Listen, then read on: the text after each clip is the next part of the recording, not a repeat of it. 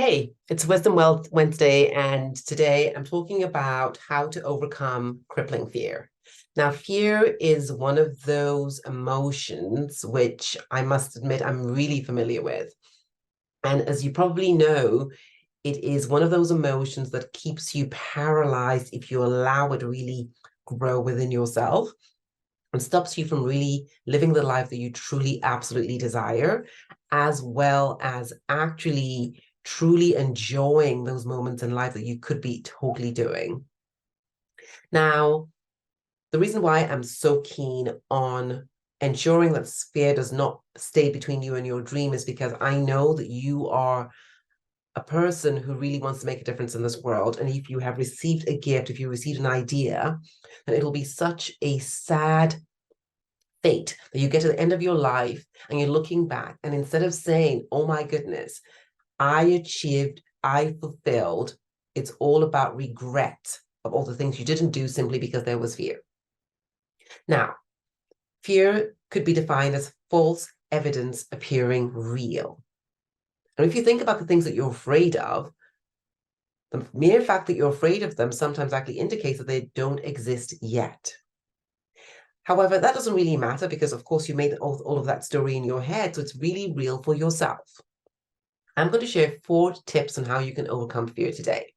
The first one is a beautiful story called 333, how a gentleman who saw that some people had lost their homes, had lost everything in a tornado, decided that he was going to raise $3 million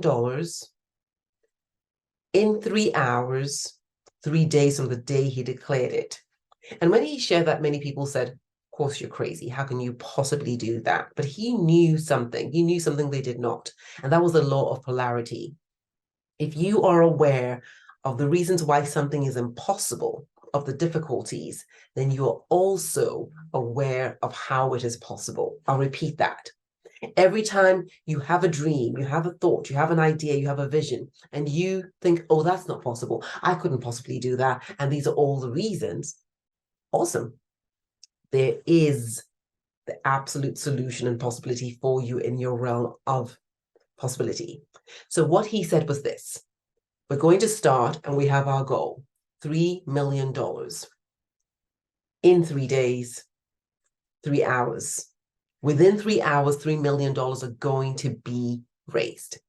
So you could be saying, okay, how is that even possible? So you got a group of people together and they started brainstorming. And each time anyone had an idea of how it could be raised, possibility, he wrote it down on one side of the sheet. On the other side of the sheet, he had written on the whole side, next, which meant anytime a thought came as to why it was impossible, he heard the thought and he said next. So when you have fears, the idea is not to say, I don't have any fears, and ignore your fears and pretend that you're not feeling afraid. The idea is to say, okay, I've had the thought of fear, and what I am actually going to do is next. What is the step I can take right now that takes me closer to my desire, closer to my dream, closer to my vision?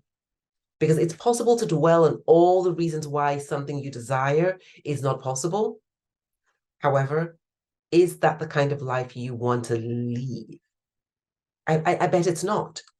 And this is something that has really helped me. Yes, we have doubts. Yes, we may even feel anxiety. Question is, are you going to become crippled by those, or would you notice them and say next? Now, the next tip I'm going to share with you is using an even bigger fear. So imagine that you are afraid of, for example, applying for a job.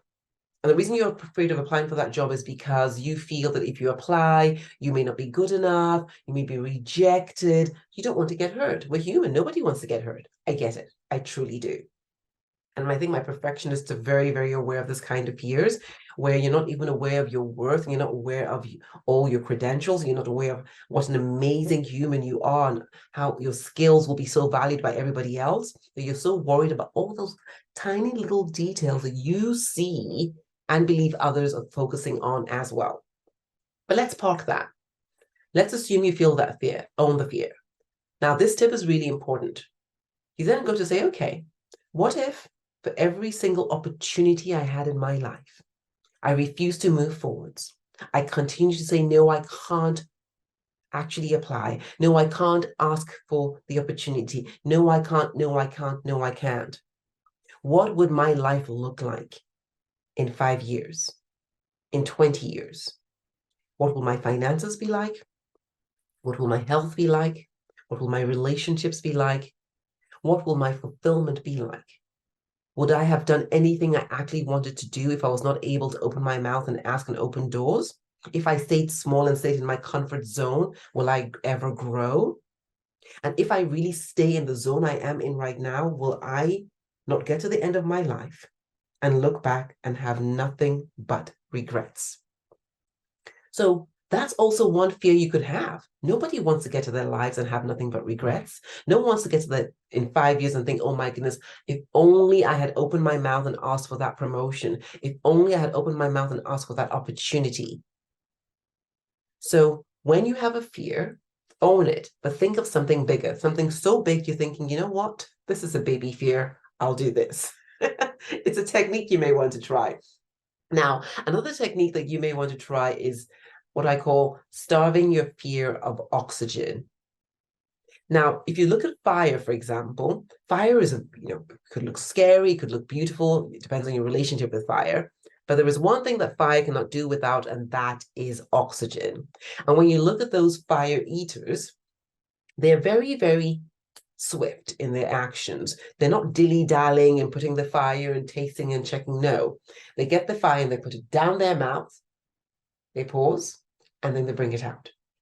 Now, when it comes to anything you fear, the more time you delay, the more time you procrastinate, the more time you are pondering, worrying, and doubting, the bigger your fear grows because you're giving it oxygen.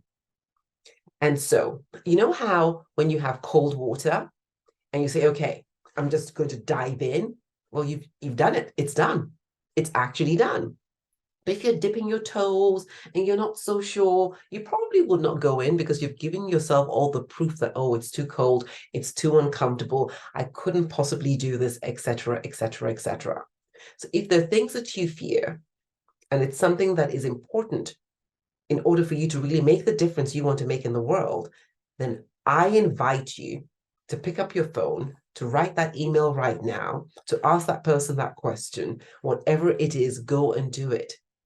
And the beauty of doing those things and pushing ourselves beyond our false evidence appearing real is we realize that actually that was a bogey monster. The whole pain and fear and all the things we had built around it do not really exist. It was built up in our minds. And it actually increases our confidence. It increases our courage. It increases our sense of, wow, I'm able to overcome my limits. I'm able to grow wings because I'm no longer shackled by fear. That is such an important thing. And the last thing I want to say is, sometimes we're really worried about doing things. And the reason we're worried about doing these things is simply because we're worried about ourselves. We don't want to be criticized. We don't want to feel hurt. We don't want to feel rejected.